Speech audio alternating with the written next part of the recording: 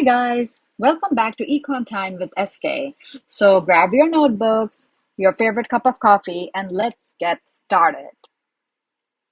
Okay, so now that we know what are substitutes and complements, let's see how the price of such goods actually can shift your demand curve.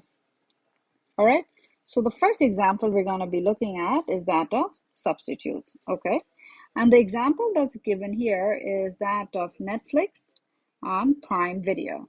And we know that these are alternatives of each other, right? So if you don't have subscription to Netflix and you want to really watch something, maybe you can subscribe to Prime Video, right? So let's say that the price of Netflix subscription, it has actually changed, okay? So that scenario is being given to us here. We're being told that, look, Netflix, the monthly subscription has gone up from $9 to $15. So the question is, how does it affect the demand for Amazon Prime Video? So let's write this down right here and do our own analysis. Okay, so let me walk you through this. All right, so the question that is being asked to us here is Netflix price has gone up, right? We were told that it went up from $9 to $15. Okay, so the question we're being asked is, how does this affect demand for Prime videos? Okay, both are similar platforms. They usually charge similar prices. So if price of one of them goes up, how does it affect the demand for the substitute? So again, the first thing that you need to do is establish the relationship between the two. So you need to tell me, hey, look, Netflix and Prime videos are substitutes. Substitute goods, which means what? Which means they are good replacement of each other, right? Or you can say, look, they serve similar purpose. Somehow you need to tell me what you understand by the word substitute. Then remember, we have step one, step two, step three, right? So when Netflix becomes more expensive, people, that means the consumer, switch towards cheaper alternatives like Prime Video. If they're switching to cheaper alternative, what that does that mean? This means people buy more Prime videos at each and every price. I'm just going to use the shortcut EP when I'm writing. Remember, this is nothing but your step one. So step two, remember, is always about demand komche na ki barche. So here you say demand for Prime Video goes up, right? Demand increases. And step three, we talk about the curve. Hence, the demand curve shift kare, right? Shifts which ways? Remember, we are saying that this is the demand for Prime videos, right? So if the demand curve was here, D1 for Prime videos, we're seeing that, look, whatever is the prices right now, if it's P1, then at P1, people are going to buy more than they were before, okay? If the price, let's say, was P2, even then, doesn't matter because Netflix has gotten more expensive. Whatever the price is, people are going to be buying more than before. If the price, let's say, was P naught, even then, if people were buying here before, now they're going to be buying more.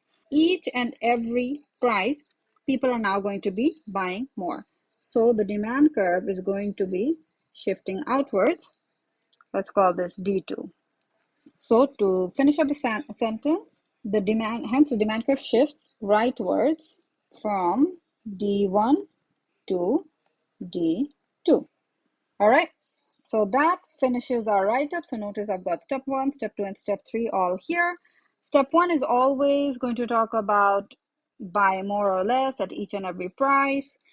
Step two is always going to be about, well, demand ki barche na ge komche. So in this case, we saw demand increases. And step three is always going to be about the demand curve, how it is shifting. Okay, so this is what happens when we're dealing with substitutes. And notice I insisted that you tell me what is a substitute. So you use words like alternatives, right? Which is another word for substitute. Okay, next we come to analyzing the case for complements. Okay, Here, remember complements are goods that are used together. All right, complements are always goods used together. So let's say that the price of phone goes down. So the question I have for you is, how does this impact the demand for power banks? Always you start off by telling me what is the relationship between the two goods, right? So phones and power banks are complements. That is, they are used jointly, right? So they're jointly consumed.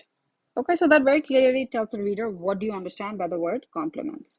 So next we're saying when phones become cheaper as people, so as consumers buy more phones, they also buy more power banks, right? Because they're complements. Now come to your, step one, step two, step three.